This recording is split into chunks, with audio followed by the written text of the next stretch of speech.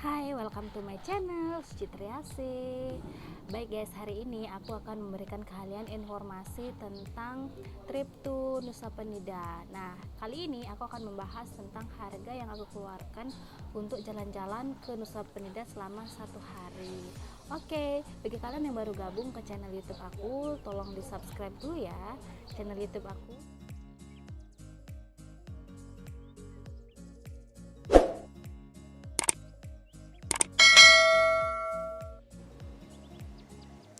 Sebelum aku menjelaskan tentang budget dan biaya yang harus aku keluarkan selama aku liburan ke Nusa Penida Bali, aku akan menjelaskan terlebih dahulu tentang Pulau Nusa Penida.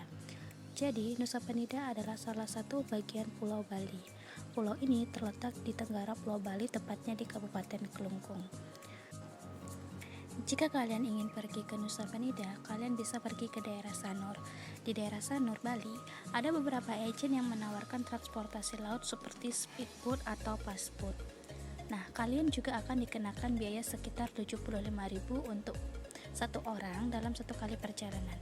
Pastikan kalian telah mengetahui wisata yang ingin kalian tuju sehingga kalian bisa menentukan pelabuhan mana yang akan kalian labuhi ya guys.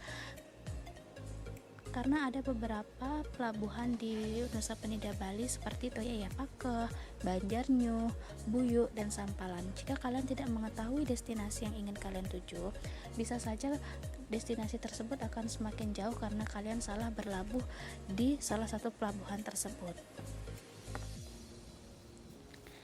Aku akan berbagi tips untuk kalian bagaimana caranya liburan dengan budget pas-pasan di Nusa Penida Bali. Jadi hari pertama aku pergi ke Nusa Penida itu jam 5 pagi dan aku harus sudah sampai di pelabuhan atau di Sanur itu sekitar jam 6 pagi. Karena di pelabuhan Sanur itu ada batasan jamnya.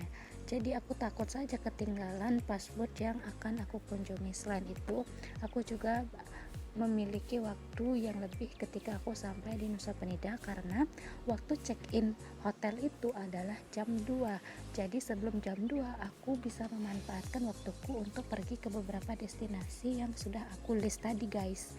Jadi pastikan dulu kalian mengetahui destinasi yang ingin kalian tuju. Selanjutnya, ketika kalian berlabuh di salah satu pelabuhan yang tadi aku sebutkan, kalian bisa mencari penginapan yang murah sehingga kalian bisa menghemat biaya kalian. Seperti aku menginap di salah satu villa yang ada di daerah Banjarnyu karena pelabuhan yang aku labuhi itu di Banjarnyu. Nah, di situ aku menyewa villa dengan harga 150.000 per night. Jadi aku bisa mendapatkan breakfast dan aku bisa stay selama 1 malam dan sudah mendapatkan wifi gratis. Nah guys, jadi kalian harus pikirkan juga nih tempat kalian menginap. Selain itu, kalian juga harus memikirkan tentang transportasi kalian selama kalian berada di pulau ini. Nah guys, jadi di pulau ini tidak seperti di pulau-pulau lainnya di mana terjadi kemacetan dan banyak sekali ada transportasi.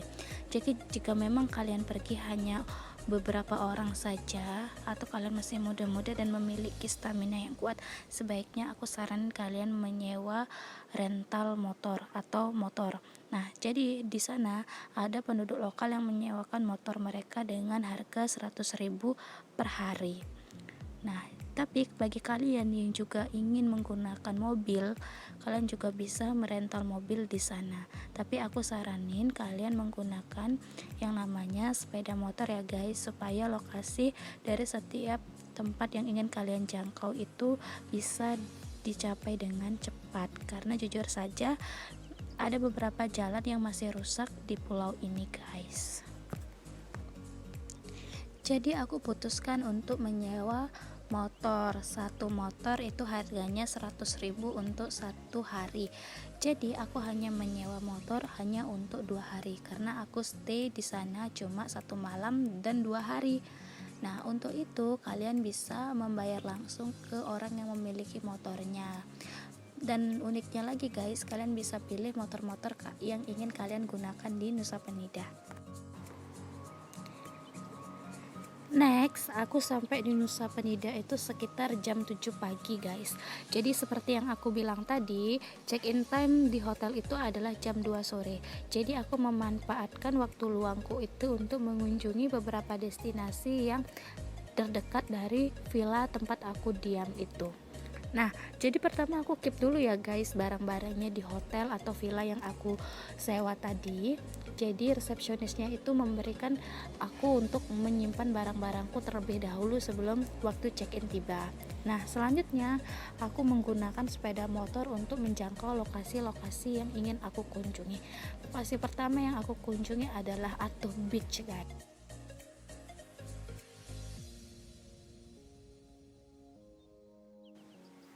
Pengunjung akan dikenakan biaya sebesar 10.000 untuk domestik dan 25.000 untuk orang asing. Bagi pengunjung yang mau datang ke Atuh Beach, sebaiknya kalian memiliki stamina yang prima dan dalam keadaan sehat, karena ada dua akses untuk mencapai pantai Atuh Beach ini. Yang pertama, kalian bisa menggunakan jalur langsung turun ke bawah. Itu kalian harus menuruni anak tangga yang sangat banyak. Nah, untuk yang jalur kedua, kalian bisa lewat atas atau dari atas tebing. Waktu itu aku memilih jalur yang kedua. Jadi aku hanya melewati jalur yang di atas tebing. Tapi kedua-dua akses itu juga harus berhati-hati ya, karena jika kalian ingin turun langsung ke pantainya, kalian tidak disarankan untuk berenang karena ombak di sana sangat besar. Sedangkan jika kalian menggunakan jalur yang kedua atau kalian hanya melihat Atuh Beach dari atas tebing, kalian juga harus berhati-hati karena itu terdapat tebing yang terjal. Akses untuk ke pantai ini lumayan susah dijangkau jika kalian menggunakan Google Map. Namun kadang-kadang Google Map tidak memberikan rute yang tepat, sehingga kalian perlu bertanya kepada penduduk lokal di sana. Jangan malu bertanya ya guys, karena orang-orang di sana sangat ramah. Aku sendiri pernah bertanya kepada orang lokal mengenai rute untuk menuju pantai ini. Namun, ketika kalian sudah sampai di pantai ini, kalian tidak akan menyesal dengan keindahan alamnya. Jadi ini adalah beberapa video dan foto aku ketika aku di Atuh Beach guys.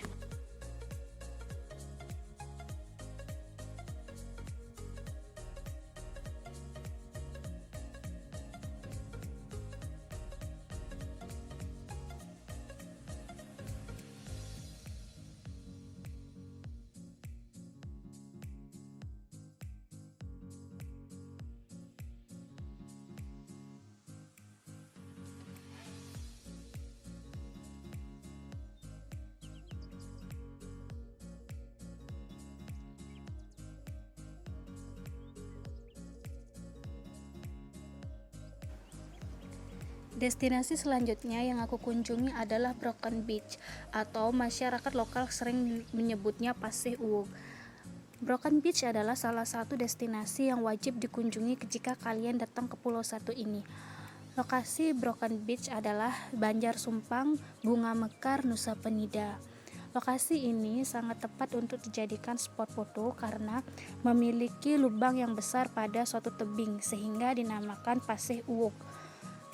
Untuk menjangkau tempat ini, medannya cukup berat, jadi kalian harus siap dengan medan yang akan dilalui. Sebaiknya jika kalian menggunakan kendaraan bermotor, jangan lupa memakai helm. Ketika kalian sampai ke Broken Beach, kalian akan dikenakan biaya parkir 5.000 dan biaya masuk untuk domestik 10.000, sedangkan untuk orang asing adalah 25.000. Di tempat ini juga telah menyediakan beberapa fasilitas seperti toilet, area parkir, dan terdapat beberapa warung yang menyediakan makanan ringan dan minuman. Di samping itu, Broken Beach juga sering digunakan sebagai tempat pre-wedding atau spot foto agar terlihat lebih kekinian guys. Jadi, Broken Beach sangat tepat digunakan untuk mengisi beranda Instagram kalian. Nah, dari Broken Beach juga kalian bisa ke Angels Billabong. Di Angels Billabong ini, kalian juga akan menemukan bebatuan yang berlubang atau yang sering disebut dengan Pasir Uwuk. Lokasi Angels Billabong dengan Broken Beach itu sangat dekat, sekitar 300 meter ketika kalian berjalan kaki. Sebaiknya, jika kalian datang ke Broken Beach atau ke Angels Billabong, kalian memilih waktu yang tepat. Waktu yang tepat untuk datang ke tempat ini adalah di sore hari dan di pagi hari. Aku tidak saranin kalian datang ke pantai ini pada jam siang karena ini sangat panas.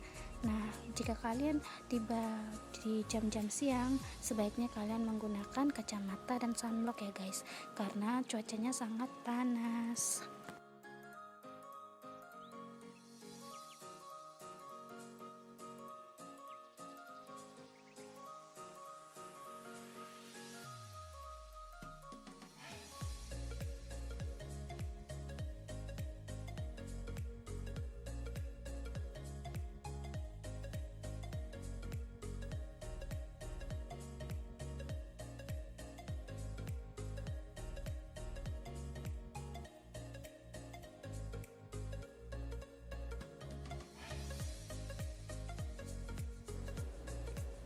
Lokasi selanjutnya yang aku tuju adalah Rumah Pohon Molenteng. Rumah Pohon Molenteng ini lokasinya juga berdekatan dengan Raja Lima guys. Jadi jika kalian mengunjungi Rumah Pohon Molenteng, sebaiknya langsung saja mengunjungi Raja Lima. Untuk masuk ke Rumah Pohon Molenteng, kalian akan dikenakan biaya parkir sebesar 5.000 dan biaya tiket masuknya sangat murah. Harganya adalah 10.000 untuk satu orang. Untuk menuju rumah pohon, kalian harus melewati jalan setapak dan beberapa turunan tangga. Dan pastikan kalian membawa minuman ya, karena lokasinya lumayan jauh dan tidak ada warung yang berjualan minuman atau makanan ringan di sekitar sana. Bagi kalian yang mau menginap di Rumah Pohon Molenteng juga bisa, karena Rumah Pohon Molenteng menawarkan pemandangan yang sangat indah, tepatnya ketika matahari terbit dan terbenam.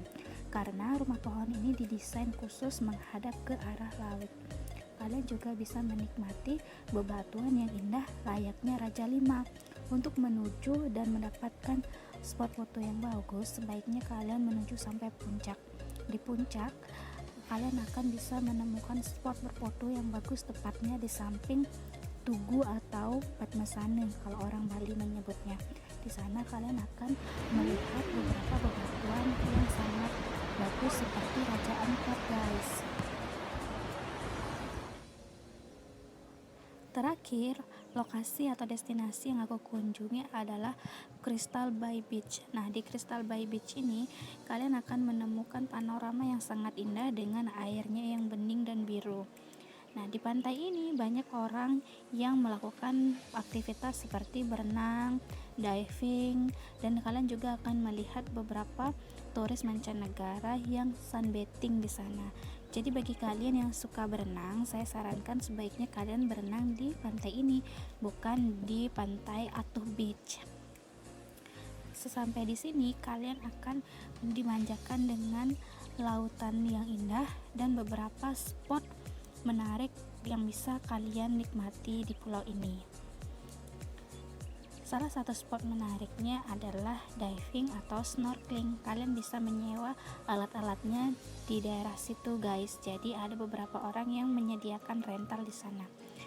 Karena cuaca yang sangat panas di Nusa Penida, jika kalian mau menyewa tempat duduk, kalian juga bisa menyewa payung juga bisa. Tapi ingat ya guys, berbayar, gak gratis. Jadi kalian tidak bisa langsung duduk di bawah payung dan tempat duduk yang ada di pinggiran pantai, itu berbayar. Jadi kesimpulannya, aku liburan ke Nusa Penida 2 hari 1 malam tidak menghabiskan lebih dari 1 juta. Aku sudah bisa ke destinasi yang tadi aku sebutkan. Nah, jika kalian ada destinasi hits yang belum aku sebutkan, silahkan komen di bawah ya guys. Jadi kalau dihitung-hitung, aku hanya menghabiskan sekitar 700.000 karena aku hanya membayar hotel 150 dan aku makan sekitar 200.000, transport bolak-balik Bali Nusa Penida 75.000 kali 2, dan aku juga di sana cuma membayar tiket yang tidak begitu mahal untuk masuk ke destinasinya. Jadi menurutku kalau ke Nusa Penida masih worth it lah ya, masih bisa dijangkau oleh siapapun. Baik, sekian dulu video dari aku guys. Semoga informasi yang aku berikan bermanfaat bagi kalian. Selamat liburan guys.